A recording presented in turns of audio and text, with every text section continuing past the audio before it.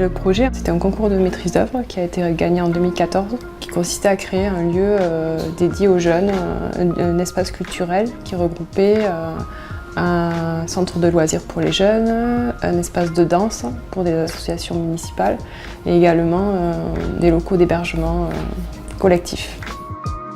On a réalisé un dossier de présentation avec une esquisse, des planches avec des perspectives du projet qui était assez similaire dès le départ au projet réalisé. Et le choix s'est fait sur l'insertion urbaine, architecturale et la fonctionnalité qui était un point très important dans le projet.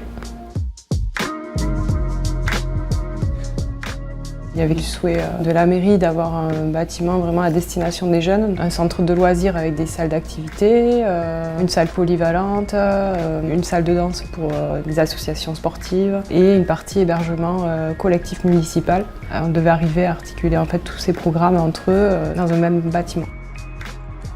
Il y avait une contrainte très forte qui était le site, parce qu'un peu éloigné des lieux vraiment pratiqués au quotidien par les jeunes. L'idée, c'était d'avoir une emprise au sol minime et travailler plus sur la hauteur pour être un peu visible en fait, dans cet espace qui était un peu encaissé en entrée de ville. On est quand même parti beaucoup de l'usage, on va dire, donc du travail sur la coupe, sur les dénivelés sur le terrain, etc. Ce qui nous a donné aussi cette volumétrie un peu atypique. La lumière était un enjeu important dans le projet. On a créé des ombrières en façade sud pour pouvoir avoir des grands châssis vitrés à l'arrière qui amènent une lumière plus diffuse à l'intérieur des salles, au cœur du projet. On a travaillé aussi sur des grands cadres sur la façade nord qui, elles, ne nécessitaient pas d'avoir de protection solaire pour aussi animer cette façade et créer une sorte de repère dans la ville le soir, la nuit. Le hall, c'est un espace qui est éclairé pratiquement essentiellement avec des seconds jours.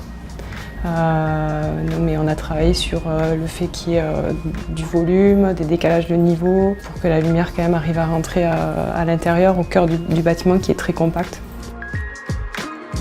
La valeur ajoutée des produits Tegnal sur ce projet a été le fait qu'il propose quand même une gamme assez diversifiée.